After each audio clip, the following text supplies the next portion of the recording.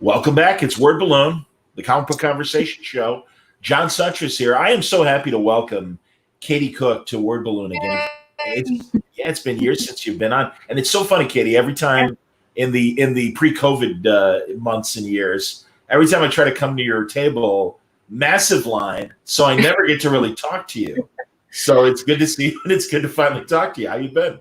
It's been nutty. It's so funny not having conventions to go to this summer. It's like my schedule just all of a sudden wide open. It's delightful. Good. I know it's so funny, and I understand because you guys work when you're at shows. I totally get it, and it is weird not having conventions. And a lot of people are saying like, "Oh, I don't have to go to San Diego." As pretty as it is, it's like, okay. And we're Midwest people, so of course we appreciate the warm weather. But yeah, for me, this is the first time in I think 13-ish years we're not headed to San Diego this month. Wow! And usually the entirety of the month of July leading up to San Diego is me prepping all of the inventory for San Diego so we can get everything shipped out.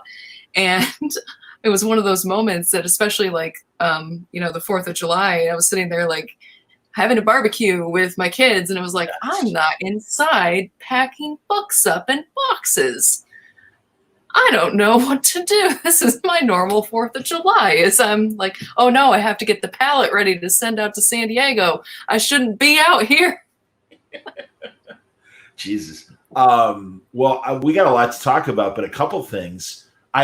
Seriously, Katie, I always respect how well you manage a table and have great things for your fans at various price points. And seriously, you're like one of the most organized and smartest creators in terms of catering to your audience and giving them fun stuff to get and everything. And honestly, I've always been impressed with that. You were always, because you're not Jim Lee. I mean, and you're kicking ass. You got a great audience and stuff. But shame on me.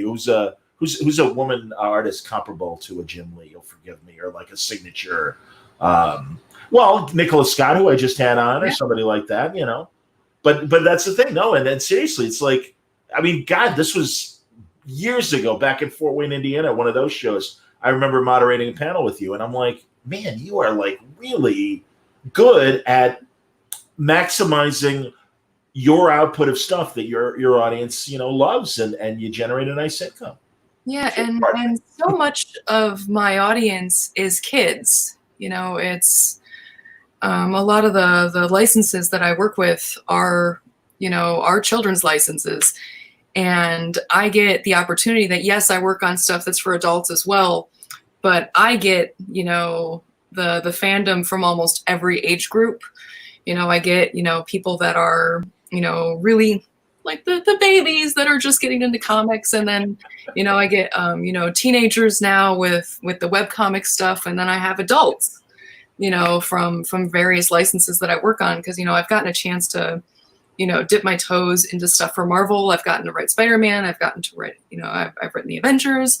I've gotten to do all of this fun stuff, as well as do, Fraggle Rock and My Little Pony and Disney. I wrote a whole bunch of stuff for Tangled last year, of all things. And then I wrote some tie-in. Wow. Yeah, and then I wrote some tie-in stuff for Frozen 2. Cool. And so, like I said, I get this weird aspect where I get to do stuff that's, for the spectrum, that's for kids, with the Star Wars stuff, and then I get to work all the way up to stuff that's for adult fandom. So I'm really lucky in the fact that I get that all ages kind of across the board, that I get to do something for everybody. That's awesome. I remember when you were doing the ponies, and I remember that one panel that you did where you very proudly stood up and you're like, I beat the X-Men this month.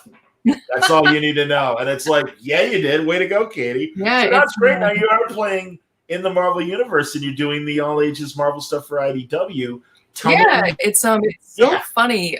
I got to write 3 issues of the Avengers stuff for IDW before kind of all the stuff shut down. Sure. And they really just told me to make a Katie Cook version of that universe. Awesome.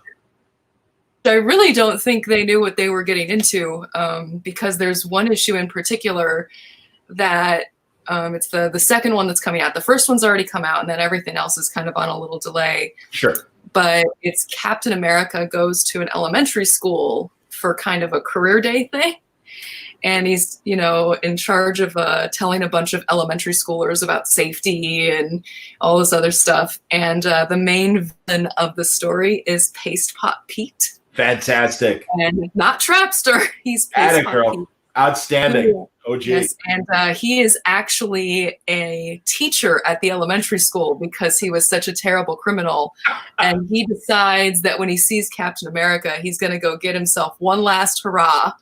And he pulls out the old costume and a bunch of glue sticks from the art room and goes after Captain America. Well, he and Squirrel Girl are trying to protect all these kindergartners. At the same time, all of these kids are like, hey, Mr. Petruski, how you doing? And he's like, I'm Paste Pot Pete now. And I got a note back from Marvel that was like, did we tell her she could do this? Awesome. And someone's like, oh, yeah, we told her it was fine. It was like, oh, okay. Hilarious. Outstanding. There's another one with Thor and Ant-Man go to a flea market to try and replace something that they broke on Black Widow's desk. And Loki brings a bunch of Precious Moments figurines to 4-story building height, and they have to fight them. Like Hummels. That's fantastic. Yeah. The Avengers fighting Hummels. So is it like 2 Avengers versus whomever, basically? Yeah, they wanted a team-up issues. So They asked me to write 3 issues that were people teaming up. And it's the third one is Doctor Strange and Captain Marvel, and White Rabbit steals Doctor Strange's cloak to turn it into a cosplay item, and it zooms her all around New York because it has a mind of its own. And Doctor Strange and Captain Marvel have to track her down and chase her all over the city while all these other stories are happening. And it's very silly. And like I said, it's I've been very fortunate that Marvel just tends to be like, I don't know, just let Katie do something weird, because that's what you're gonna get. Yeah, but that's great, man. That's like your version of Marvel Team Up. They're calling it the Avengers, which I get from a branding standpoint. And yeah, man, that's awesome. It is like Katie's Marvel Universe. That's wonderful that you get to do that. Yeah, and I got to do a story for the Spider-Verse stuff a few years ago, where I got to do a story with someone named Penelope Parker. So they asked me to develop like a little shy 11-year-old girl if she had been bitten by the spider. So I really got, hi Franco, I got, my own universe in the Marvel universe. So Earth 11 is like Katieverse is mine. And then very much with the IDW Avengers stuff, that's kind of, again, that's like my little universe that I got to do. And there was another Spider-Man story that I wrote, I think about a year ago now, where it's about Peter Parker writing Spider-Man fan fiction. And it's just the story, and it just goes with all of these tropes that are in fan fiction, and it just escalates of like, and then, you know, like Spider-Man ends up like dating a magical anime girl that falls in love with him. He's like, and then Spider-Man's all of a sudden a werewolf, and, you know, just spirals into this out of control, stupid thing. And I love it so much. And the fact that Marvel has let me get away with this kind of stuff, because I love the universe so much, is bizarre. I even did a Thanos story for them for one of the Thanos anthologies, and he's adorable. Like, Thanos is drawn very cute, and he lands on a planet of the most adorable little creatures of all time, and they're even called the Adorables. And they're like, oh no, you know, our new god is here, and they're all so excited. And then they start murdering each other to please him, and it's like fluffy stuffed animal guts spilling everywhere. And I think the last panel in it, as Thanos is like going away shell-shocked because he's like, these guys are the worst, and they're like, okay, I guess we get to dig a mass grave, it's like a sleepover. And yeah, it was I don't know how Marvel lets me do some, but it was great. That's outstanding. Now, look, Ed wants to know what's the title of the Avengers book? Is it Marvel Action? I think so. It's whatever the IDW Marvel Adventure stuff is right now. Like I said, the first one that was Thor and Ant-Man came out like that week before everything shut down, and then they've delayed the other ones, so they'll be out soon enough. Excellent. Who's drawing these for you? His name is Butch Mappa. He is a artist out of Malaysia, I believe. Okay. He's been all approved and everything, and a lot of his stuff, it's nice and quirky, and it fits the more animated style. Excellent. Very cool. Yeah, I was wondering, is it on model with like you said, the animated stuff? So that makes sense. Very cool. That's great. No, that's amazing, Katie, honestly. And again, seriously, I think about the trajectory of your career and where you started and where you are. And, so I'm glad you're doing so much fun stuff in the Marvel universe, and I hope it continues to work out. So 2 more books specifically for the Avengers. Yeah. And then, of course, your Star Wars stuff speaks for itself. And you got to pretty much do the Katie version of the Star Wars universe. Yeah. I actually just wrapped up I think over 50 new illustrations for a new Star Wars book that's all in my style. That's more of a reader book, not a comic book. So that's, sure. Most of the stuff there. I think I've done 4 Star Wars picture books now, and this will be the 5th one. And it's like a big, thick, crazy thing that I'm really excited about, because it's the Katie. The Katieverse. Guide to the universe, pretty much. And I actually I have 3 other Star Wars projects that I can't mention lined up for this year, along with a couple other projects that I'm really excited about. Well, I want to stay on Star Wars, but Francis has a good question. What cute, horrible things would you do in the DC universe? Do you have DC people you would want to play with? I think that, I've only done one DC thing before, and that was for Gotham Academy. I did an anthology for them. And I think that if DC gave me their sandbox and said, we don't care what you do, I had an idea a few years ago, and it's basically doing a teenage Aquaman book. Awesome. Except he is like the surfer dude lifeguard on the beach. And he's like sitting up in his little wooden chair, and someone's drowning, and he just kind of like stoner lifts up his trident and like flips him out of the water. And his sidekick was going to be a little goldfish in a bag from a carnival. Sure. It just like sits next to him.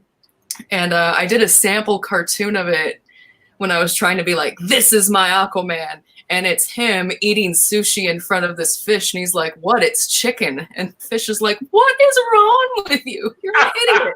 He's got the little like shark tooth necklace on, just complete stoner teenage Aquaman, just living it up, living in a van. That is awesome. Oh my And God. that is what I would do if DC was like, all right, we'll give you a book, which is probably why they'll never hire me. Stay away from our universe, Katie. That's hilarious. I just shot myself in the foot right there. That's beautiful. God, I honestly, because sometimes I do. I'm like afraid to ask that question because it's like, hey, they might get the gig. Don't spill what you want to do.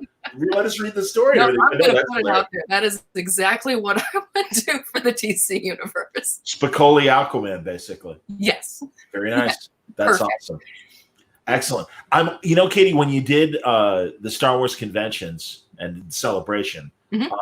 I was down. I would have been there in Chicago, but I missed it this year or the last time it was mm-hmm. around here. But I am fascinated by that in terms of how it works versus other conventions. And if you don't mind, I don't think I've ever had a guest on to explain mm-hmm. the process because unlike regular conventions where you got a million products and you're doing all your business. It's officially licensed stuff only. I mean, Disney has a lockdown on the stuff for Star Wars Celebration, especially what they call the art show. You have to submit your idea for a piece of artwork ahead of time.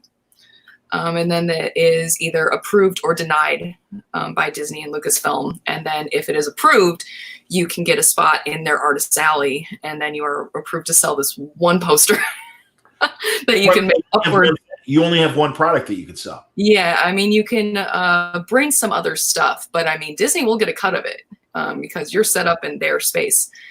So I would always just bring my poster. You're allowed to make 250 copies and then you sell them and then they get their licensing fee from that. But yeah, it is like that stuff is on lockdown. That Star Wars Celebration is all Star Wars all the time, which is interesting. And I actually, in the Chicago show last year, I was not in the art show because I was trying to finish a Star Wars book that weekend. Okay. And then they asked me to come out for a signing anyway. And cool. I was like, I'm supposed to be at home finishing this book. So I drove the 4 hours out to Chicago because I'm in Ann Arbor, so it's really not that big of a drive. And I got there, I did a book signing, I walked around, I did a thing on Twitter where I had people trying to find my plaid shirt, and then I would give them a free drawing if they spotted me. And then I would run into all of my editors walking the show floor, and they're like, aren't you supposed to be at home finishing Star Wars Creatures Big and Small? And I was like, I was told to come here.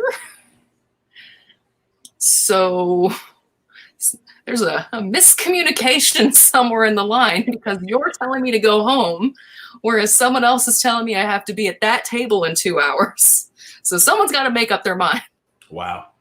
So, like you said, so 250 pieces. So, perfect storm. You sell 250 pieces the first day. Mm-hmm. You sit there the other 2 days and hang out. That's what I usually do is because, they also take pre-sales. And every time I've done Celebration, I've been fortunate enough that I sell out of my print. Outstanding.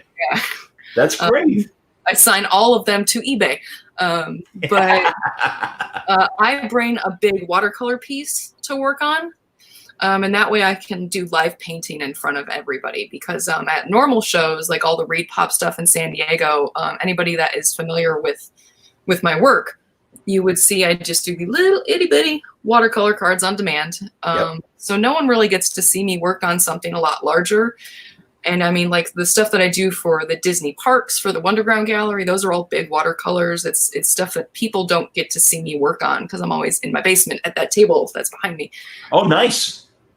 And, so it's been really fun to just kind of sit there and watch people watch me paint for basically 4 days because they get to see it pencils on the first day, inks on the next day, and then 2 days of painting. So we actually get a lot of people that would come by every few hours to kind of see the progress of it. So that was always really fun. And then usually I just sell the thing at the end of the show. It was like the last one I did, it was basically a bidding war at the end, like with people. I was like, I'm going to sell it at the end of the show when I'm done. So that was nice. Wow. So, and that's obviously approved again by Disney and everything. Yeah. And am I right? This also fascinated me. Money doesn't actually exchange between you and the people at your table. No, they have like a register that, and then you get to cut a check at the end of it. So. And I've heard, like, sadly, never enough registers to accommodate everybody. So people are waiting in a really long line. I think last year at Chicago, they said it was going pretty smoothly. Oh, that's good to hear. All right. Yeah, like I said, it was the first time I was just walking around, because usually I'm stuck at a table. So it was a convention experience for me where I was just like, oh, I can just go for a walk. Weird. That's outstanding. Honestly, I was so bummed that I was still sick and couldn't come. I was really hoping to be there. So KOI, nice. That sounds awesome about Little Aquaman. I like that. He's already coined the phrase. Would you do an Archie comic? Same question. What about Archie Sandbox? Who would you play with? That's a loaded question. I was on the docket with Franco and Andy Price for a while to do Sabrina. And that book got canceled. It got announced, but it was sadly canceled. But that's what I would do is, I like that aspect of magic. Sure. As you can get from my own projects and things like that. I like the other Archie characters, but I also think there's almost too much teenager. I already write a book with teenagers in it, and they drive me nuts. I'm about to have teenagers. I can't stand them. First of all, Katie, I didn't realize you have two kids. That's awesome. I do. I have a 9-year-old and a 6-year-old. That's outstanding. And the 9-year-old is adorable, and she really is like you and Ryan cloned a kid. Oh yeah. I mean, it's adorable. And when I remember you put your glasses on. Mm-hmm. Yeah, and they are all sick of me right now. No one is used to being around me this much. I work from home, and I've worked from home for 10 years. And now all of a sudden, everybody that is never here has to be here with me. Yeah. I understand. I know. And yeah, man, and your husband works in University of Michigan, right? Mm-hmm. And I know, so like, I always want to talk audio video with Ryan whenever I see him, because being a broadcaster and stuff, it's like, yeah. And I was telling you off the air, I taught at Columbia College here in Chicago for a semester, and half my semester was online. And yeah, honestly, all the teachers that I don't know how you guys do it in terms of having to teach online. And I know it was a new experience for everybody, but yeah, man, that was, I did not enjoy it. And I feel for all of everybody that has to deal with it this coming semester, because it's a mess. Good Lord. They even had news today that international students might have to go back to their home countries because of if they're not able to stay on campus and stuff. Yep. Crazy stuff. And I really, my heart goes out to these kids having to deal. I mean, it's tough enough just dealing with school. Oh yeah. And all this nonsense. Good Lord, I can't imagine if it was happening when I was in school. Jesus. Ryan, part of his job is online learning, so he is on. That's great. So he's equipped for it. Yeah, well, he's on a lot of conference calls lately. The poor guy. Sure. Understood. Man, that's amazing. So you were saying that you do art too for like the parks and stuff like that. Yeah, I've done some stuff for the Wonderground Gallery out of Disneyland and Disney World, which has been really fun. Like I did like a huge watercolor map of the Haunted Mansion. Wow. Version. Which version? The Disneyland version. Oh, okay. I've actually, even though I'm in Michigan, I have been to Disneyland more than I've been to Disney World. Me too, buddy. And it's because, one, I'm in California more for work and conventions. And two, Florida is very hot and disgusting. And it's never going to be my first choice. So, bleh. So, but yeah, it's I've gotten to do a lot of really amazing stuff for Disney, especially with the Star Wars stuff. It's so funny. About 2 years ago, I actually got sent on a Star Wars Disney cruise, and I was their like Imagineer on the boat. I got to sit around and do some presentations and draw and stuff like that. And at the same time, I did a signing down at Wonderground, and I took my family with me, and they left me park tickets at the hotel. And I kept looking at my husband. He's like, no, we're catching a flight home tomorrow. And I'm just looking at like these free Disney tickets in my hand. Like, you know, if I jump on the shuttle and you guys take a nap, I could go on the Haunted Mansion like twice before the park closes. And then I could just come back. And I didn't. It was good. Do you get anything? I mean, this is such a stupid question, but we're nerds. I mean, as an Imagineer, do you get any sort of certificate, whatever, that you are an official Disney Imagineer or whatever? No, it's, you know, I think it's, you know, I get a lot of very nice notes about being part of the Disney family. That's about it. You know, especially with Star Wars. I think the biggest, you know, badge of honor there is probably the fans of Star Wars. Sure. You know, like the 501st and the Rebel Legion and whatnot. You know, I have all my like official honorary member badges and stuff that I always wear around. And that's my, you know, like, hi, I'm part of the Disney family. Do. Counts. I mean, absolutely. Have you? I of course have not gone to Galaxy's Edge. Have you? Because they're at both parks, aren't they? They are at both parks, but I was responsible that even though I had a very nice open invite to go see it early, I had to stay home and work because for me, I have to fly to California, go there, come home, and work.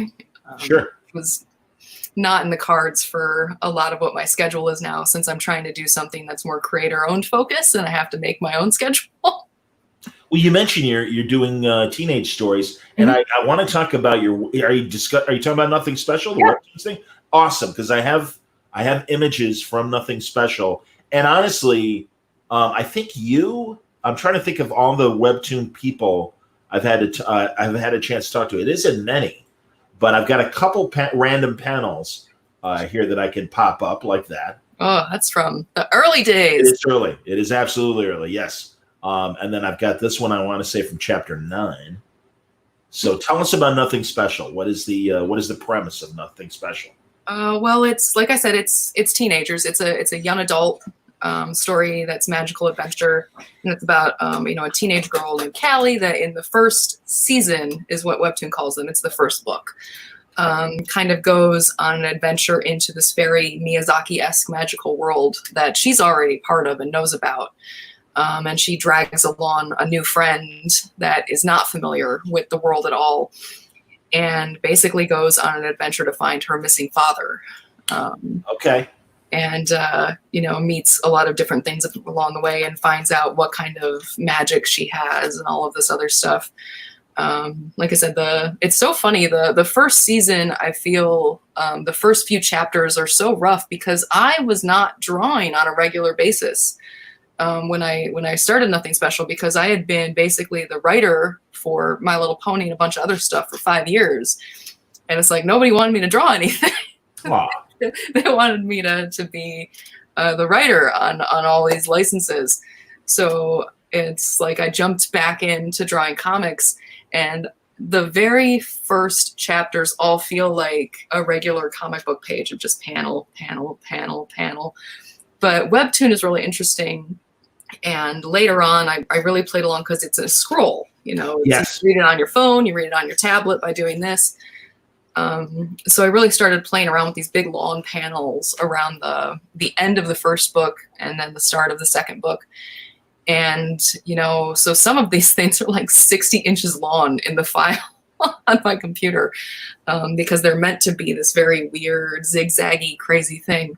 So it's a lot of fun. It actually was nominated for Best Webcomic last year at the Ringo Awards. Nice. For season 2, which was super fun. That was really amazing because again, it's my project. So to be recognized for that has been really great. And I mean, even looking at it now, it has over 370,000 subscribers a week. Outstanding. It doesn't surprise me. Go on. But and like I said, that's my baby project. It's something that I put my heart and soul into, putting out basically 30 to 60 full color panels a week. Wow. which is ridiculous. Yeah, and I put my own money into it to pay the colorist. I still do some of the colors, but we have a nice studio in Malaysia with Alan Quat, and they do all that. And then I pay the letterer, who's my friend Nate. And yeah, and it's a lot of it came from I have an art group that I usually meet with, not now, here in Michigan. And it's made up of, Nate, who is the letterer for Nothing Special, David Peterson from Mouse Guard, Jeremy Bastian, Yes. Jay Fosgett, and Yes. seeing them do their own projects for years as I'm sitting here going, I wrote another issue of My Little Pony. And it was like, oh no. It's like they're out of my league. I gotta do something that's mine again. Well, I did Gronk for a while. That was my webcomic. And absolutely, Gronk. Sure. I did that for 5+ years. Wow. And then I got a Harvey nomination for Best Webcomic, but then it's doing all the licensing work really took over my life, and it took over paying my bills. So Gronk kind of fell to the wayside. And now, like I said, now I get to go back to something that's my project again. Well, I want to talk about Gronk in a second, because once again, much like you taking on the X-Men, I love that you were taking on Gronk of the NFL. Yeah. That's its own story. But I'm interested. So did you approach Webtoons? Did they come to you? Webtoon came to me. That's excellent. I basically got headhunted by Webtoon when they were trying to do a few more American comics. They're South Korea, correct? Yes. And at the time, the head of content was a very, very big fan of mine, great guy. And he was very patient because I kept kind of being like, well, I don't have time to do that right now. I don't have time to do that right now. I don't have time to do my own thing. I got pastel horses to write. What's wrong with you? And then eventually I made the time because Webtoon basically came to me and said, we are offering you the opportunity to make whatever story you want, and we'll pay you for it. That's awesome. And that's a very hard thing to turn down.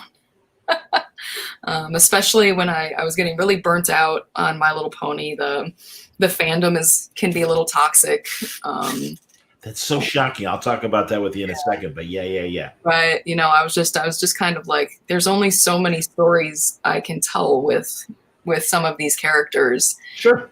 And now it's like I have this opportunity to do something that's just mine, and that I can write and draw. Because I went to art school. I have an illustration degree, and for almost 5 years, I wasn't really the artist on anything. So yeah, it gave me a chance to really jump back into things. And I really think that around the second book of Nothing Special, I really found this groove where it was like, oh no, I'm meant to be drawing these characters. I'm meant to be doing this book right now. So that's cool. Now, again, South Korean based, and I know that, and it fascinates me from a culture to culture standpoint. The South Koreans are very into their phones. They really like phone content. And I'm not surprised that you're doing as well as you're doing. Is there an international breakdown of your audience where okay, this many people are reading you from South Korea, this many American fans? Probably. Okay. I don't really pay attention to it. No, I'm just curious. Yeah, I know that I have a lot of international fans, which is lovely and great. But I also am not a comment reader. So I actually I leave that up to Ryan. So Ryan will be the one that's like, someone in Paraguay is reading your book, and I was like, okay, cool. Sure, absolutely. Have you gone to many international conventions? Yeah. I've done Europe, UK, Australia. I'd really love to do something in Tokyo or something like that, but sure. I think that'd be a blast. But other than that, yeah, I have 2 young kids, and it's hard to get anywhere now. Well, when they get a little older and stuff, that'll be amazing for them and everything. And it does surprise me that you have an international audience. And I would think that both your style and the fact that you're playing in these other genres and stuff, again, I mean, that's, we've got that limited blinder kind of attitude as Americans when it comes to Yeah. comics, superheroes. And no, your fantasy stuff, I can totally see all that fitting quite well. Charlie Hunt, I'm not a brony, but as a lifetime comics lover for all types, I'm so glad that I have picked up the gauntlet and comics media like this stuff in the pub. Oh, thank you, man. Hey, are you kidding, Charlie? Seriously, and really not hyperbole. I've always had tremendous respect and interest in what Katie does, and I'm fascinated by that. And again, I really, Katie, like I said, both your talent as an artist and your business acumen, I'm like, man, you got it down, man. And I know we're all learning. We can all learn, how to do it better. But yeah, man, it's great. So with Nothing Special, are you in the midst of the second book, or are you on book 3? I'm on book 3. Nice. Book 2 is done, and I think I'm inking chapter 19 of the third book right now. Wow. And I think we just released chapter 13 or 14. So I have a little bit of a buildup. But man, it's a tough schedule, but it's a blast. So and it keeps me busy. Like I said, it's I have other projects that I work on as well. Like I just did the Star Wars book. I've got 3 other Star Wars things. I've got a license for a video game out of Europe that I've been doing some work with. And yeah, it's fun. I get to draw comic books all day, so it's like I can't complain.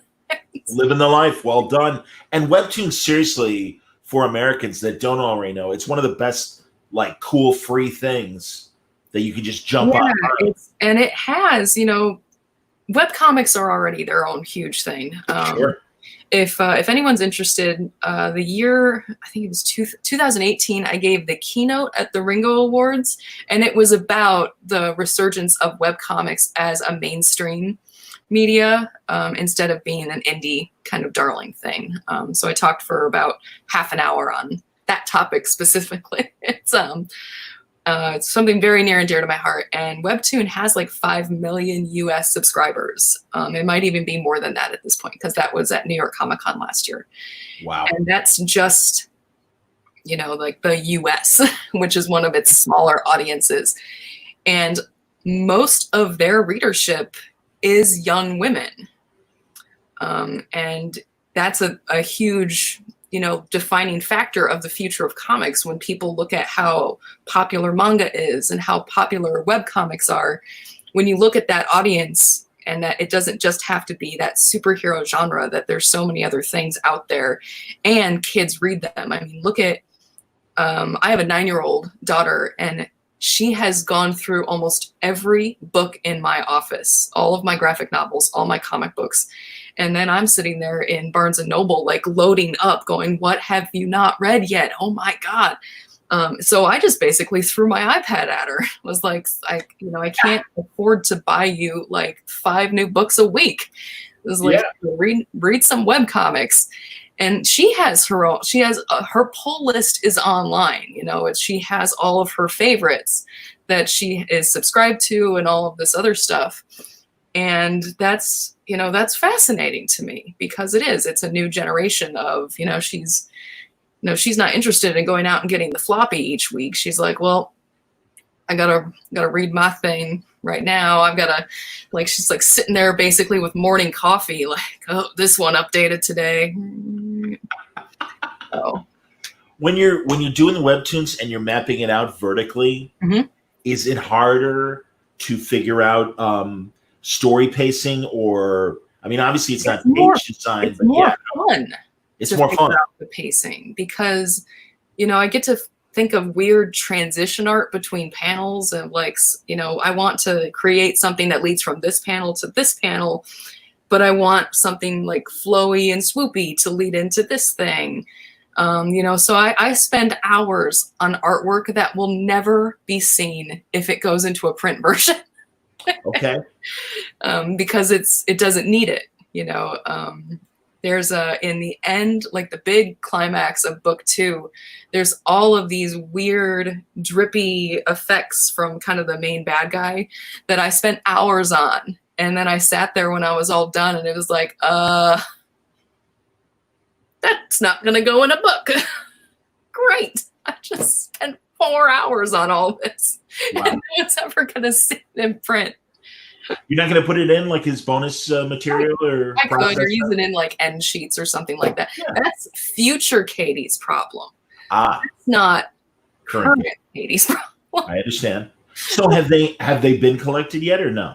Not yet. I have the print rights to everything, and I have a book agent, and we've been kind of playing around with the best way to go about it, because I'd like to package it with the media rights and things like that. Fantastic. At it, girl. Nice going. Yeah, you're damn right you are. Well done. Hey, man, again, smart business. That's excellent to hear. And no, like I said, really just the whole webtoon arrangement and the way they do stuff absolutely fascinates me. Yeah, Look who's joining us. Another webtoon vet, Dean Haspiel. Webtoon in the house. Hi, Dean.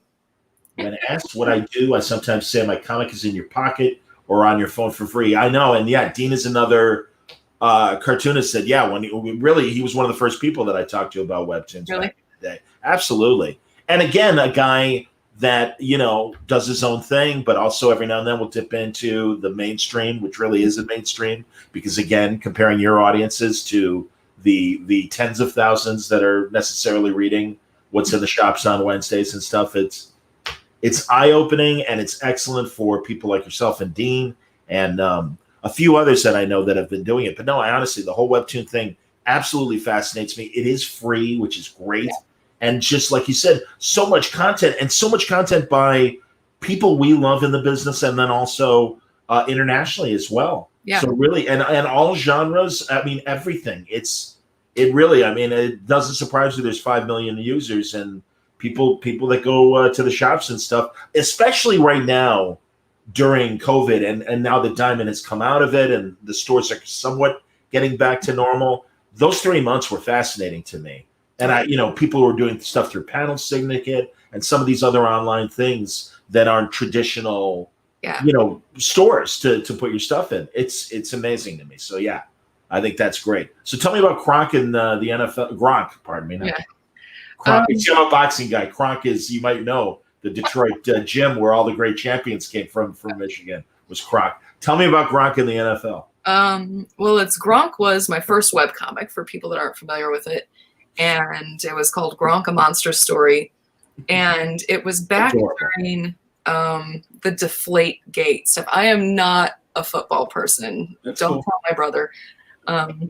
My brother runs like the University of Michigan football, like social media blog stuff. So it's amazing, Katie, that even just through osmosis that you're just surrounded, because again, I mean, Ann Arbor is U of M country, and that's like Notre Dame. I mean, that's kind of the life out there is, Michigan football. So I'm from Ann Arbor, and I'm wow.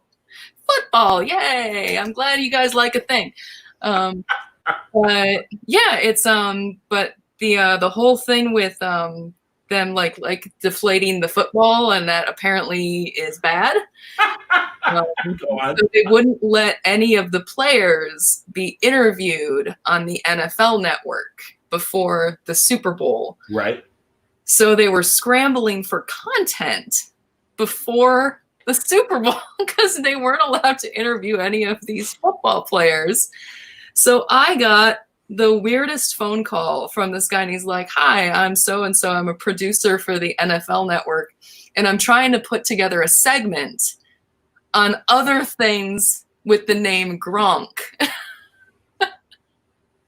And your little character, which was so cute, and this like little monster that doesn't fit in, and is such an adorable little thing, compared to steroided up Gronk. And I'm saying steroided up Gronk. I have no idea if the guy was on. Well, I had to sit there, and they were like, "Well, there's a football player named Gronk," and I was like, "Cool. Who does he play for?"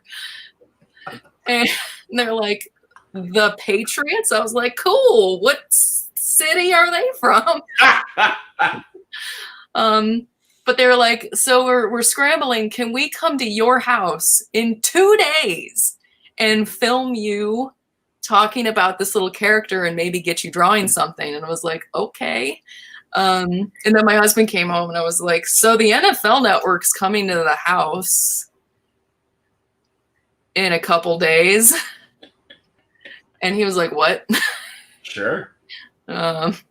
Cool. And I was like, you're probably going to have to take the day off work because we had just gotten a puppy. I was like, so there's a pit bull puppy in my house as well as my child. And I was like, yeah. So I can't do all of this at once. So yeah, they showed up like 2 days later, and they had a crew that they had called out of Detroit. So they had like lighting people, a sound guy, camera equipment, this producer from the NFL Network, and this guy that was like an interview person that was from the NFL Network that apparently my brother was like, oh, what's that guy? And I was like, I don't understand. And yeah, they spent an afternoon here. They watched me paint. I did a little Gronk, and I had Did you put Gronk in a football? I did. It was like I had to look up what the New England Patriots jersey looked like. And then at one point, thankfully, they cut out so much of me being an idiot, thankfully, because they were like, oh, you know, put his number on it. And I was like, what's his number? Yeah. And they're, you know, and then, you know, one of them was like, who do you want to win? And I was like, who are they playing? Because I hadn't thought to look it up ahead of time. And then they were like, he asked me a bunch of football questions, and then I started describing Quidditch from Harry Potter. Fantastic. And pretending that was. I can just see the guys like, all right, what the hell are we talking about? Get back to football, for God's sake. Like, and then they gave me a souvenir football and a bunch of NFL swag that I gave to my brother. Oh, that's great. Oh, that's cool. That's outstanding. But it was just this moment of like, and then they left. It was just this moment of like, then I got tagged in this weird little video, and it was me, some other painter, I think in California, who uses the name Gronk, and then something else. And it was like, ta-da, here's my football moment of glory. Obviously. Like I almost hit Jim Harbaugh with my car once, but that's about it. That's hilarious. I knew Jim Harbaugh from his Chicago days. That's fantastic. That's outstanding. You know, he was jaywalking in Ann Arbor. That's hilarious because I have even worse stories about Jim Harbaugh. So that's fantastic. Back in his playing days. So that's amazing. Did you get any was there a tick at all? Because again, it's the Super Bowl, Katie. I'm sure at the very least from a general standpoint. Oh yeah, it's because millions watch. So I don't know if you got any. I did, and it was kind of fun. That's awesome. Most of it was everybody thought I was kidding. When I would post and was like, the NFL Network is in my house, and they were like, sure, Katie. It's like, yep. And everybody thought I was joking that I was doing this Gronk thing. And I think they all just thought I was kind of making fun of the fact that I had a character named Gronk. And then there was this. And then I was like, oh, by the way, here it is on NFL.com. Have fun. Was your keynote speech about webcomics? Is it online? Can we see it? Yeah. Oh, that's great. The Ringo's recorded the whole thing. Sure. So it's all just part of the award ceremony and stuff like that. So. That's great to hear because, again, like I said, it's been years since we've done a panel, but you know what you're doing. So, yeah, and I look forward to reading or to watching that and then seeing what you had to say. That's amazing. It was I originally wrote one version of it, and I was reading it to David Peterson. Yeah. And he was like, can you write one that's not angry? Because it sounded like apparently I was like a screeching harpy about how people don't respect online content. So I put it in a nice way. And now it's more palatable. Okay. Because again, I remember Frank Miller's Harvey Awards angry speech. Why can't we have an angry Katie Cook speech? That's all right. I think that it's not on brand for me. We didn't come here to hear Katie yell at us. I think I just would have scared the children at that point. That's outstanding. Well, I am interested, and as you say, and to my embarrassment, it's been a couple of years since you've been in the pony world. Yeah. But the pony world continues to fascinate me. And forgive me, I'll start with the negative. Tell me about the toxic fandom of bronies and ponies. It is bizarre, because like I said, I've worked in a lot of licenses, and they're big licenses, and you know, like the Star Wars community is so accepting and wonderful and lovely. And so many of the pony folks are as well. It's, you know, 99% of the My Little Pony fans I've met are wonderful and lovely. And I have, you know, wonderful stories and interactions with a lot of the kids that have said, like, I got them into reading or they want to make comics because of me.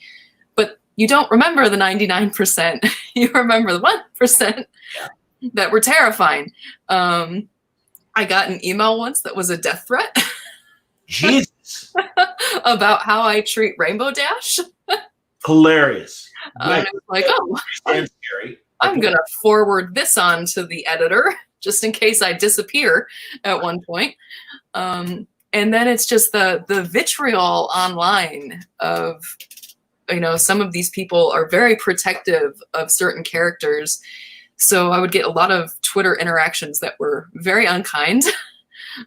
If you don't like someone's work, you don't have to tag them in every single conversation you have about them. And then, you know, I'd get a lot of just weird comments. You know, their fandom would then like make up things that they said that I said. And it was like, I didn't say that. That is absolutely untrue. And then it actually, they made me a pony on the show. Yeah, so I'm in the background. I'm from Detroit. And all of a sudden I was getting all of these really, really spiteful comments from people that were like, she didn't deserve that. You know, it's like one person accused me of sleeping with one of the directors to get myself a pony on a show. Yeah, sure. And it was like, it's My Little Pony. What is wrong with you people? And so yeah, it was weird. Yeah. And I try and be like, I'm from Michigan. I'm basically Canadian. You know, I am the typical Midwesterner where I am trying to be as polite as possible at all times. But every once in a while, I would just snap. And it's like, no, I'm going to respond to this person. My husband's in the background going, don't respond to that person. It's like, I'm going to respond to this person. So he's the one that's like, he's the reason I kind of have I don't read the comments anymore. Well, good. Katie, you're never going to win an argument with Vader 28, as I always say. Vader 28 is always going to has more energy and ready to respond. And if you fight back, they are ready with more, and they have friends. And believe me, so they don't have friends. That's the problem. You're right. You're right about that as well. So do they call them like Brony-gate, like Comicsgate and Gamergate? No, it's just like I said, it's just that little 1% of the Brony community.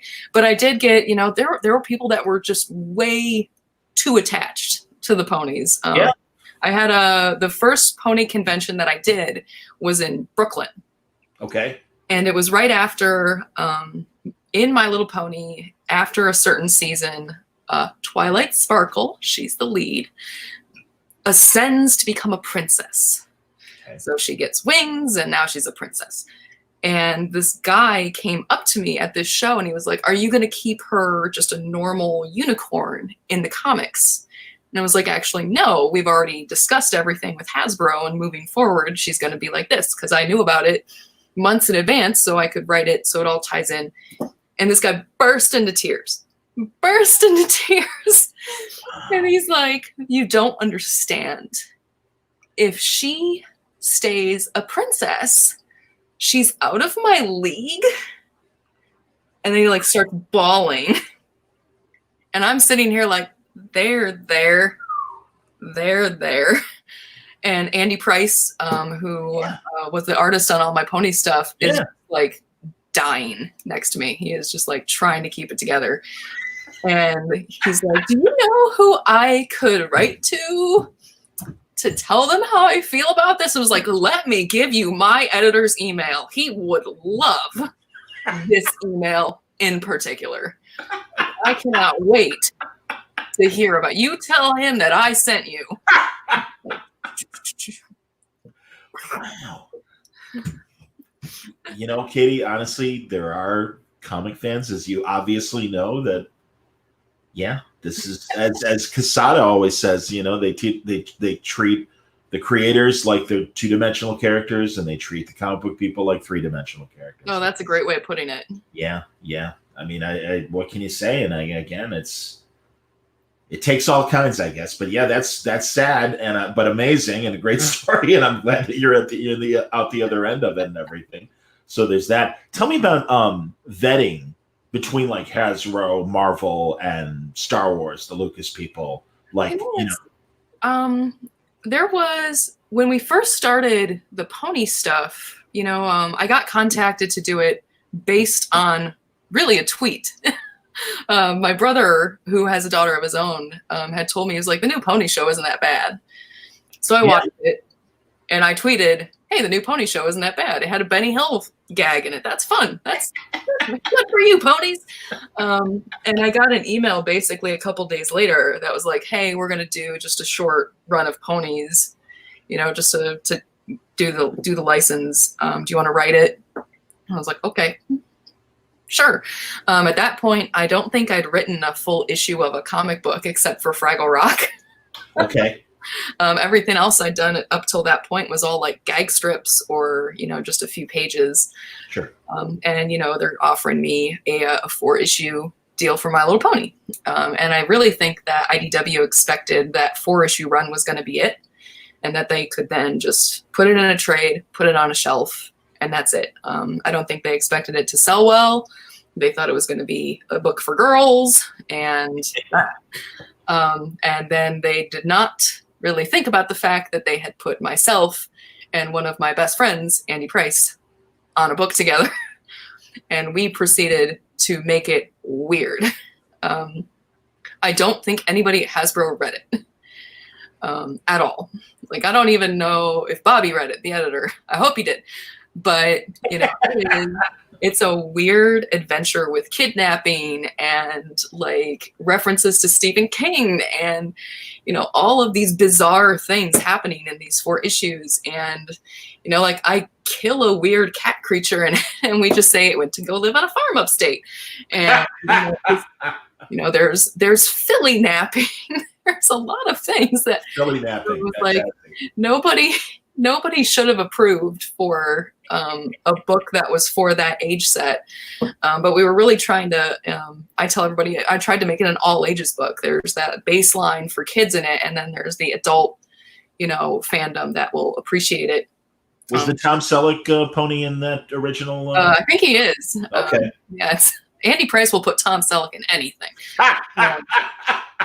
On the season, a Magnum PI shirt. It's great. But so yeah, and then it ended up like, I think the first week that they had it up in previews, they were like, oh, it's pre-sold over 100,000 copies. And we're all just sitting here going, what? No. This was supposed to be small and stupid and no one was gonna read it. This is upsetting. It's like, I didn't want anybody to pay attention to this. No.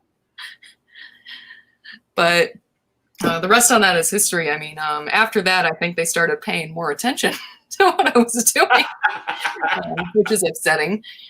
But then with the stuff with Marvel and Star Wars, they really just leave me to my own devices, which is great. Some of the other stuff I've done, like I did some stuff for Tangled that tied into the TV show. Yeah. And I did not know I could write a small chameleon that doesn't talk poorly, but apparently I did it on a couple of occasions. Because I'd get notes going like, Pascal wouldn't do that. And I was like, okay.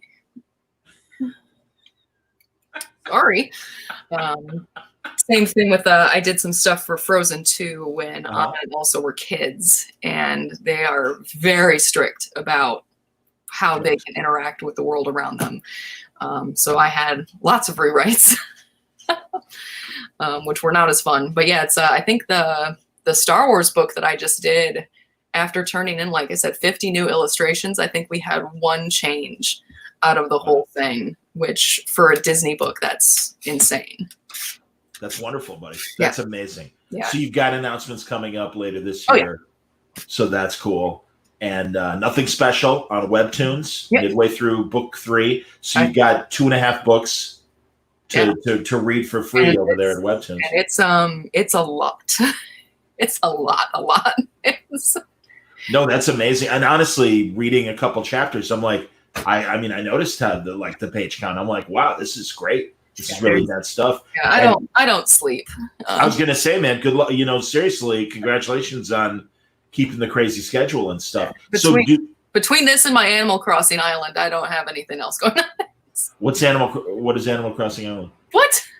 I'm sorry. Animal Crossing, the video game. What? Oh, you see, hon, I'm an old man, So, and forgive me, buddy, because honestly, I am an old man. I hope you're not offended, because every now and then I'll say hon, and it's like I apologize. So that's okay. All right, good, thank you. Because honestly, like I see, I respect the hell out of you and everybody, and Andy's great. I've gotten to know Andy a bit, and he's very funny, and he and I bond over our hatred of sadly new Star Trek, and I won't bore you with any of those details. That's quite all right. But David's a great guy, Peterson. I love David, and of course Jeremy as well. So you hang with good people. So I like him. Absolutely. There he is. I was wondering. I know. And another. How dare you, Tony? The great Tony Fleece, absolutely, who I love. He knows that he'll be on eventually when he's got when he's comfortable to come on.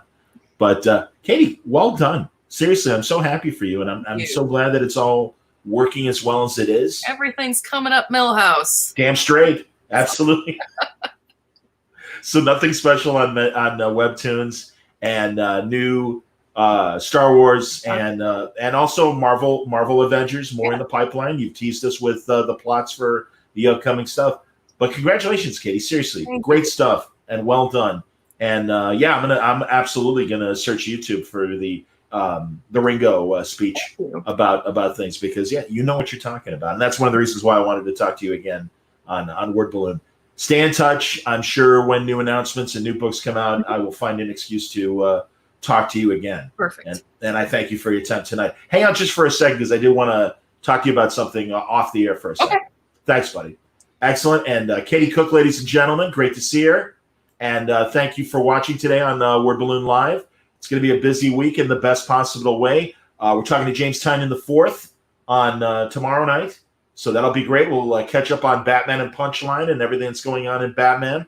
And Wednesday, really excited to welcome the great bronze writer of Superman and great DC Comics, Elliot S. Maggin. He is a longtime Word Balloon guest, and it'll be the first time to talk to him on video. Really excited to talk to him. Thanks a lot for watching tonight. As I always say at the end of every broadcast, stay safe, stay happy, stay healthy.